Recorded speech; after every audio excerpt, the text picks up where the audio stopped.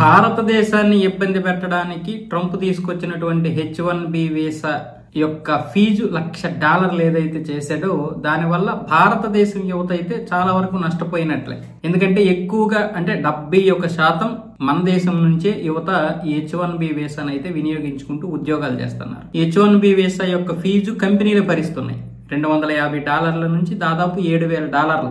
ముఖ్యంగా $2,000 నుంచి $5,000 వరకు ఎక్కువగా ఈ యొక్క H1B వీసాకి అయితే కేటాయిస్తున్నారు. ఇక అందులో కేటగిరీని బట్టి ఒక్కొక్క వీసాకి $7,000 కూడా అవుతుంది. ఇంకా అందులో తగ్గుతూ $250 కూడా మొదలవుతుంది. ఇలాంటి పరిస్థితుల్లో అమెరికా తీసుకొచ్చినటువంటి ఈ విధానం వల్ల కంపెనీలన్నీ కూడా భయపడిపోతున్నాయి. అలాగే H1B వీసా కొత్తగా తీసుకోవాలనుకుంటున్నటువంటి యువతకు కూడా ఇది ఒక విధంగా గుదిబండే. ఇలాంటి పరిస్థితుల్లో ఇప్పుడు చైనా కొత్తగా K వీసా అనే ఒకటి కొత్తగా తీసుకొచ్చింది. ఈ K వీసాని ఉపయోగించుకోవాలని భారత యువతకు పిలుపు కూడా ఇచ్చింది. ప్రపంచ యువతకు కూడా పిలిపించింది. కాకపోతే అక్కడ ప్రజలు దీన్ని కొంచెం వ్యతిరేకించిన మాట వాస్తవమే. ఎందుకంటే మరి మా పరిస్థితి ఏంటి, ప్రపంచ యువతను పిలిపిస్తే మాకు ఉద్యోగాలు తగ్గిపోతాయని. అలాగే తైవాన్ కూడా ఇప్పుడు నైపుణ్యం కలిగినటువంటి భారతీయ యువతకి మేము అన్ని విధాలుగా అవకాశాలు కల్పిస్తాం, ఎటువంటి వీసా ఫీజు లేకుండా చూస్తామని తైవాన్ కూడా చెబుతుంది. జర్మనీ ఇంతకు ముందే ఒక ఆఫర్ ఇచ్చింది.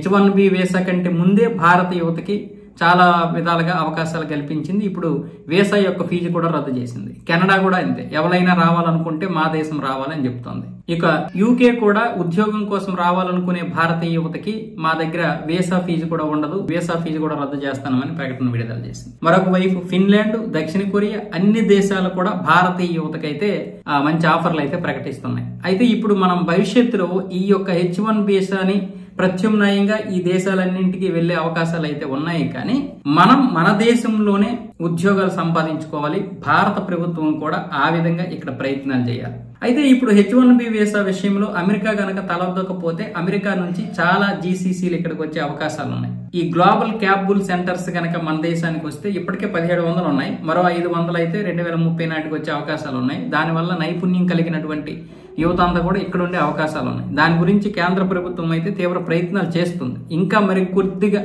ప్రయత్నాలు చేసి ఇంకా ఇక్కడ అన్ని రాష్ట్రాల్లో ముఖ్యంగా భారతదేశంలో ఉన్నటువంటి ప్రధాన నగరాలైనటువంటి మన సౌత్ ఇండియాలో చూసుకున్నట్లయితే ఆంధ్రప్రదేశ్, తెలంగాణ, కర్ణాటక, తమిళనాడు, కేరళను పక్కన పెడితే చెన్నై, కోయంబత్తూరు, మైసూరు, బెంగళూరు, ఆంధ్రప్రదేశ్లో చూసుకున్నట్లయితే అమరావతి, విశాఖపట్నం, తెలంగాణలో హైదరాబాదు, ఇక మిగతా రాష్ట్రాల్లో చూసుకున్నట్లయితే ముంబై, పూణే, ఢిల్లీ, గుర్గావ్ ఇలా కొన్ని ప్రాంతాల్లోనైతే ఈ GCCలు రావడానికి ప్రయత్నాలు జరుపుతున్నాయి. ఈ GCCలు కూడా బెంగళూరు, విశాఖపట్నం, హైదరాబాదు, చెన్నై ఈ యొక్క ప్రాంతాలు అయితే చూస్తున్నాయి.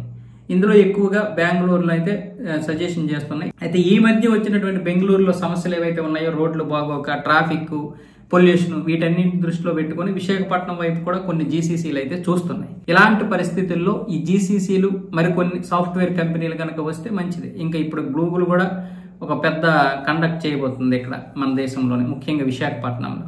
ఇలా అన్ని కంపెనీలు మన దేశంలో వస్తాయి కాబట్టి కొంచెం స్కిల్ వర్కర్స్ మన దేశం మీద కూడా ఆశ ఉండేలా చూస్తే మంచిది. మన దేశంలో కూడా పనిచేయడానికి చూస్తే మంచిది. ఎందుకంటే రేపు పొద్దున్న ఇంకొక దేశం కూడా ఇలాంటి పరిస్థితే తీసుకొస్తుంది. ఏ దేశం మీద అయితే భారతీయ యువత ఎదురు చూస్తారో, ఆశపడతారో, మళ్ళీ వాళ్ళు ఇలాంటి పనికిరాని కండిషన్లన్నీ పెడితే మళ్ళీ ఇబ్బందికరమైనటువంటి పరిస్థితులు. అందుకే మన దేశంలోనే ఎంతో కొంత తక్కువైనా సరే ఇక్కడ ఉద్యోగం చేయడానికి ఇంపార్టెంట్ ఇస్తే మంచిది.